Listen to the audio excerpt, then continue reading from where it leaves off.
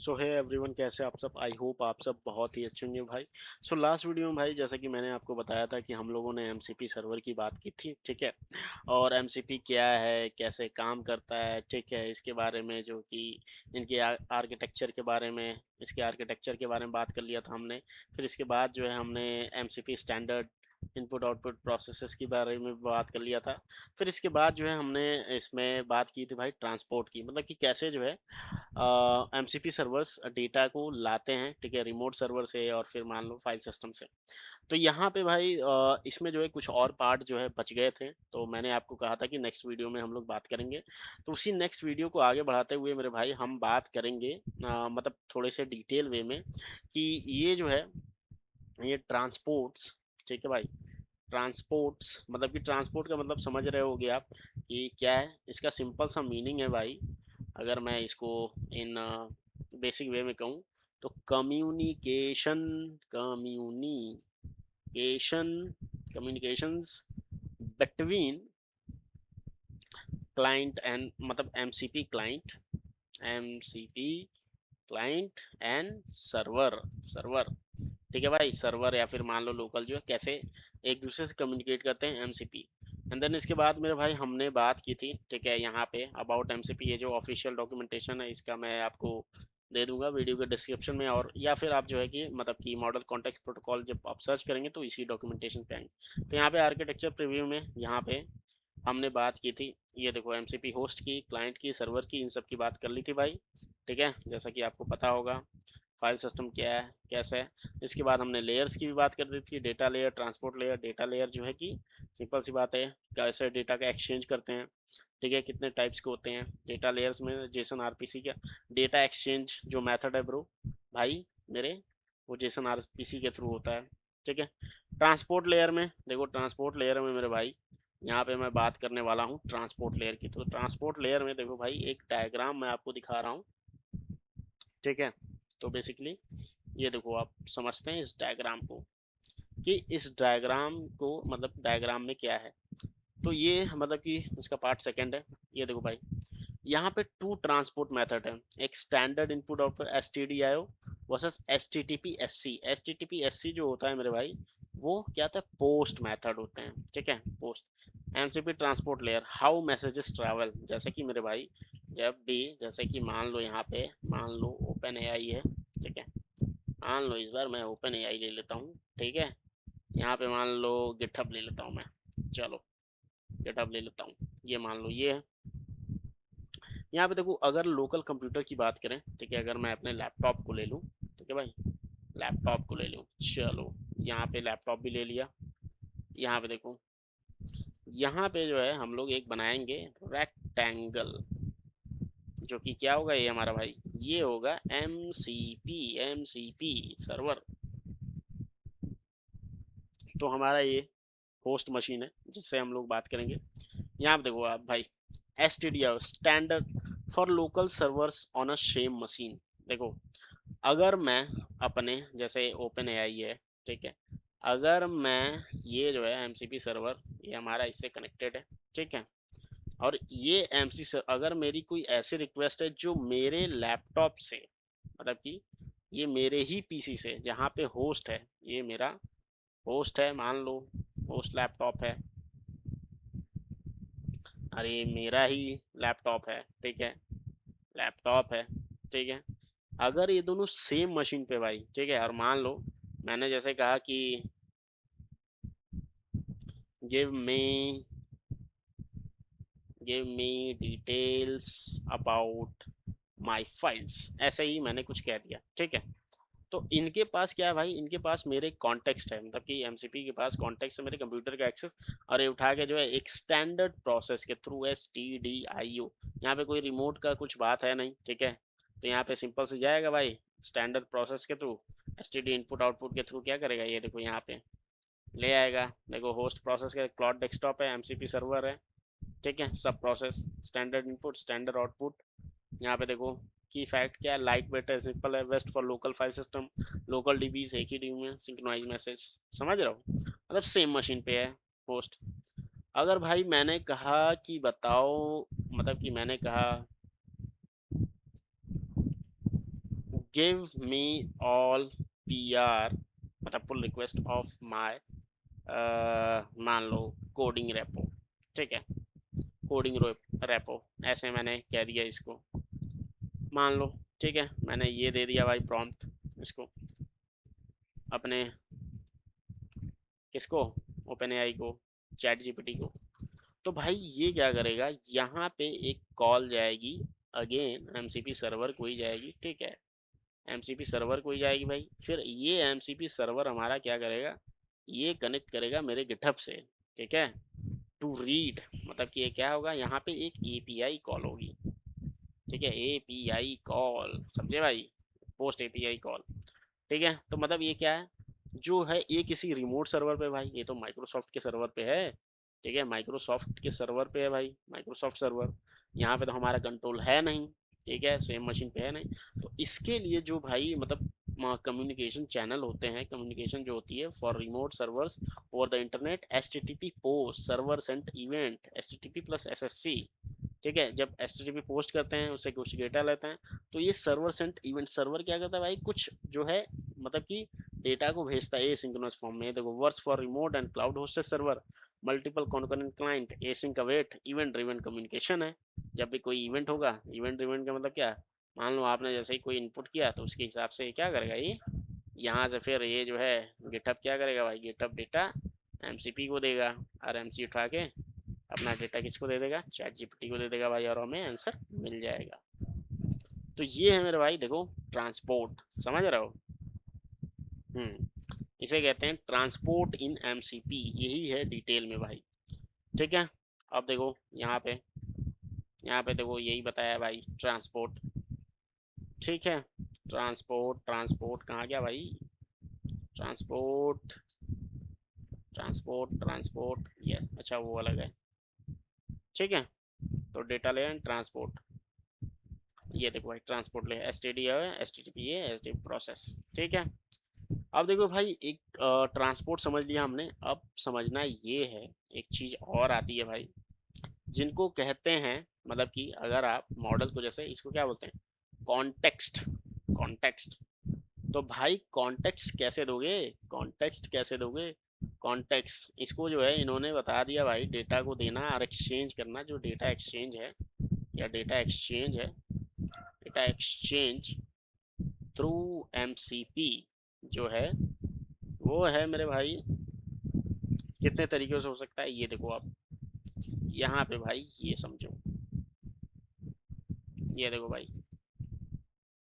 यहाँ पे देखो 3 सर्वर प्रिमिटिव, देखो समझो यहाँ पे भाई, टूल्स, अब देखो जैसे कि जब भी हमने कॉन्टेक्स्ट की बात की थी, ठीक है, तो कॉन्टेक्स्ट में कि टूल क्या होते हैं, ठीक है, हमने बात की थी, हम लोग क्या टूल्स देते हैं, सेट ऑफ टूल्स, मतलब टूल्स क्या होते हैं भाई, सेट ऑफ डिफाइंड फंक्शंस, या फिर मान लो ऑन सेम मशीन और रिमोट मशीन, ठीक है, रिमोट सर्वर, टूल्स मतलब कि किसी चीज का एक्सेस देते हैं, जिससे क्या हो, मतलब कि कुछ ऑपरेशन परफॉर्म हो, आप कुछ डेटा चाहते हो, ठीक है, समझ रहे हो, तो वो होते हैं भाई, देखो यहाँ पे बताया है, यहाँ पे देखो जब आप इस पे आओगे सर्वर्स पे, ठीक है भाई, तो यहाँ पे देखो core server feature, MCP servers are programs that expose specific capabilities of AI through a standardized protocol interface.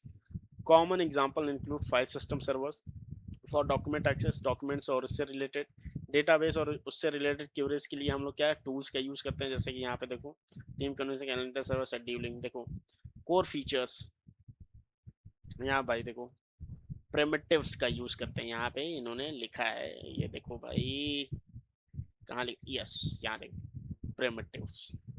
MCP primitives are the most important concept within MCP. They are defined what client and server can offer each other. एक दूसरे को क्या exchange करेंगे data, obvious सी बात है.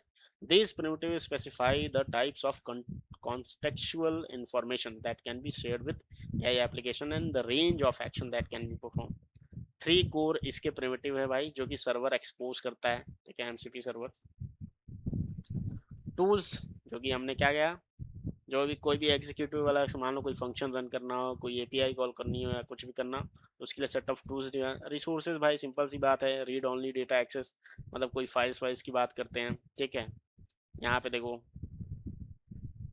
ठीक है भाई, यहाँ पे रिसोर्सेज में देखो, लास्ट टाइम भी हमने बताया था, रिसोर्सेज में files, documents, docs, read data, ठीक है।